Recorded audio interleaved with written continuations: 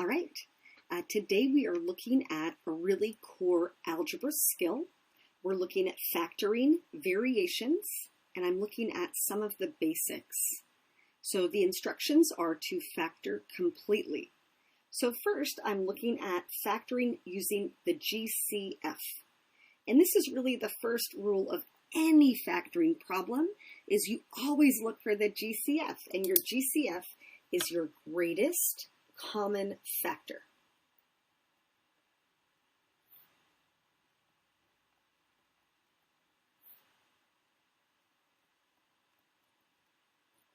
So GCF.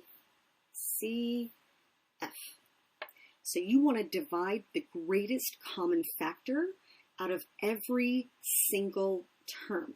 And again, that's the first rule of factoring. So any problem that you see, that is the very first thing that you want to do, is divide out the greatest common factor. So when I look at these two numbers here, I have a term that's 144x to the fourth power minus 24x. So if I look at the number part, I'm looking for the biggest number that they share in common. And they're both divisible by 24. And then I look at the variables. Okay, this one has x to the fourth and this one has x. So the most that I can divide out is just x. So I'm going to divide out a 24 along with an x. And then it's a matter of what's left behind. So if I take 144x to the fourth power and I divide out 24, I'm left with 6. If I have x to the fourth power and I divide out x to the first power, right, I'm left with x to the third power. Okay, and then for the second term, if I have a negative 24x divided by a positive 24x, well, I'm left with just minus 1. Right? Whenever you divide something by itself, it's just 1, but we still have that negative. Close parenthesis. All right, so I just stared at it for a moment. I think, is there anything else I can do? And there's really not. Sometimes we just have to factor out a GCF, and that's it. So I'm going to box my answer. I am done. Okay, next one, same strategy. So I'm looking at the 15 and the 25. What is the greatest factor that they share in common? And well, that has to be 5. Okay, and then I look at the variables, I look at the x's. This one has x to the third, this one has x to the first. So I can only divide out an x. And then for the y's, this one has y to the fifth, this one has y to the eighth. So I can divide out y to the fifth. And then it's a matter of what's left behind. So if I take that 15 and I divide it by 5, I get 3. X to the third divided by x is x to the second. Okay, y to the fifth divided by y to the fifth is just 1. So I don't need to write that here. I just leave it as 3x squared. Okay, next term, I have a negative 25 divided by 5. So minus 5. Okay, x divided by x, well, that's just 1, so I don't need to write that. Y to the 8th divided by y to the 5th, well, that's y to the 3rd. Close parenthesis. And that's really as far as I can take it. There's nothing else that I can do. Sometimes I like to double check, so if I was to distribute the 5x y to the 5th back over these two terms, it should confirm that I'm back to the original structure. I'm going to go ahead and box my answer. All right, next skill. So next we're looking at a difference of two squares pattern. So we always have two terms. It's always a binomial, two terms. And we should recognize that we have a perfect square. Okay, we write that as x to the second power minus a perfect square. So minus y to the second power. So whenever we can identify a perfect square minus a perfect square, it breaks into this pattern. So in parentheses, x minus y times x plus y. Okay, the order that we write those two factors, it doesn't actually matter. So you could write it as x plus y times x minus y, and that would be perfectly fine. Okay, one thing that I also want to stress at this point is that there is only a difference of two squares pattern. There is no sum of two squares. So let me write that over here. There is no, underline that a couple of times, there is no sum of two squares.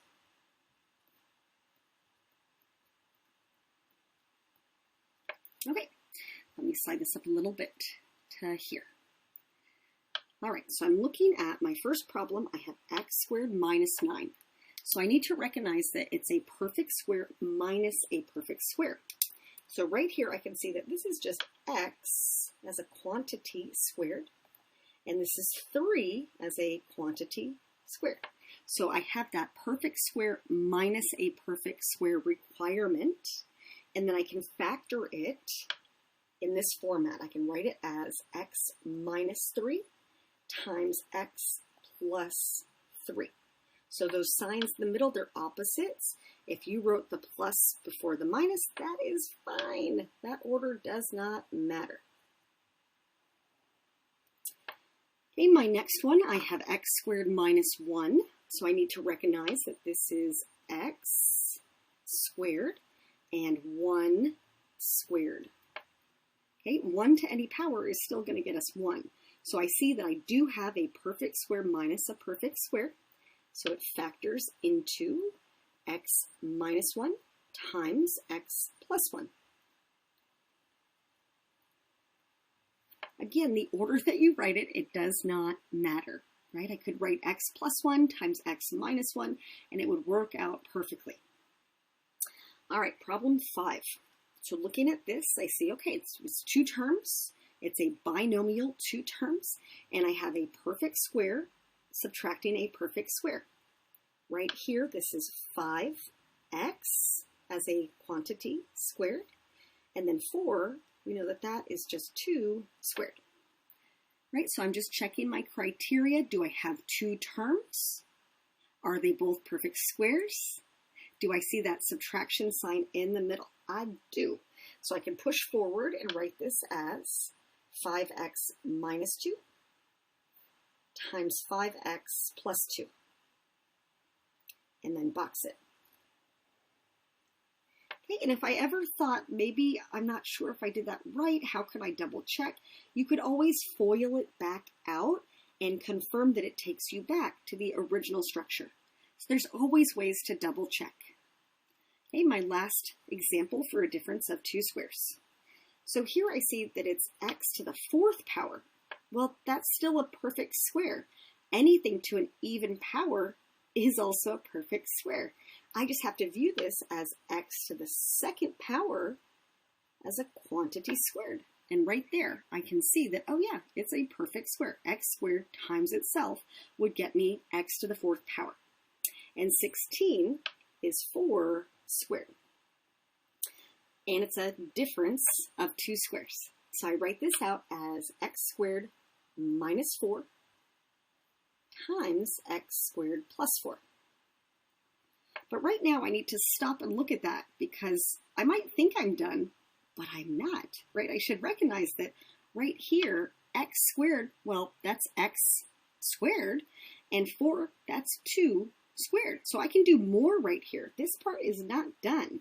This needs to be broken down further. But over here, I don't have any sum of two squares. There's nothing I can do to resolve this guy over here. So this one I can do a little bit more with. Let me just underline to show you. That would break into x minus 2 times x plus 2 right here.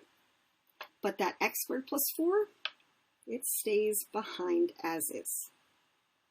Okay, the order that you write these, again, does not matter. I'm just looking for these three factors that would multiply back and take us back to that original structure of x to the 4th minus 16. All right, next up, we are looking at basic quadratic trinomials. So a quadratic means that we're showing an x to the 2nd power. So I'm seeing a term that has x to the 2nd power. A trinomial means three terms.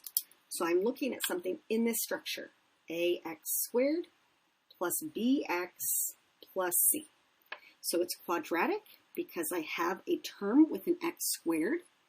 It is trinomial because we have 3, and what makes it basic is that the a value is 1. So I think of these first as just the basic quadratic trinomials. Let me underline the basic.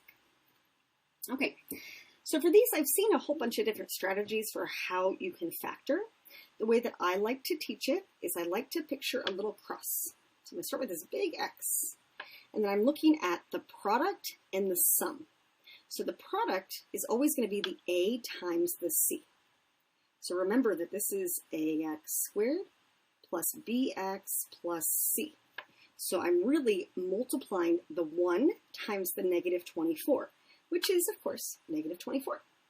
Okay, so I'm looking for two numbers that multiply, have a product of negative 24, that add to the b value, which is negative 2.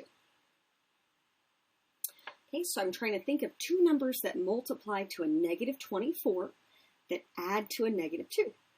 And I should end up seeing that it's going to be negative 6 and positive 4.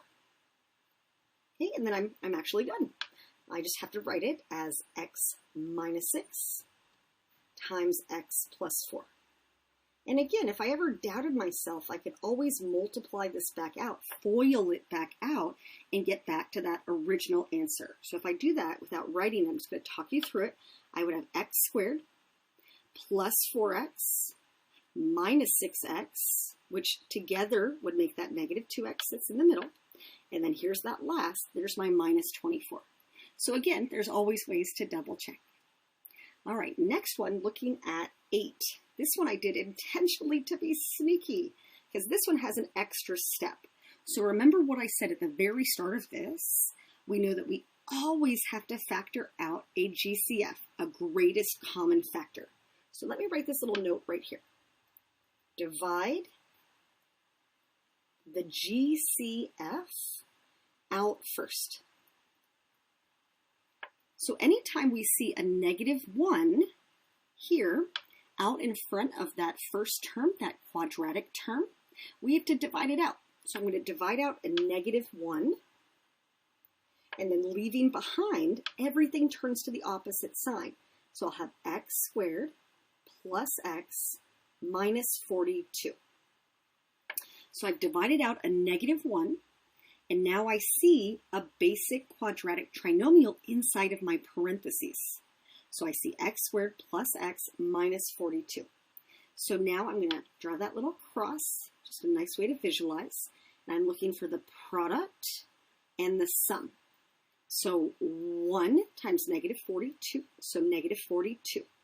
I'm looking for two numbers that multiply to negative 42 that add to the b, which is 1. So I know those two numbers, they have to be close to each other, except they actually have to be one positive, one negative. So I can say, well, I know that, 6 and 7 would multiply to 42, but one of those has to be a negative, and it would have to be the 6. Okay, because they have to multiply to a negative 42, but they have to add to a positive 1. Okay, so positive 7, negative 6 will get me there. So now when I write my final answer, I can't forget that I divided out that GCF of negative 1. I can write just a negative like that. And then in parentheses, I have x minus 6 times x plus 7. And then I'm going to close my parentheses like that and box my answer. All right. Lastly, we're going to go over some perfect square trinomials.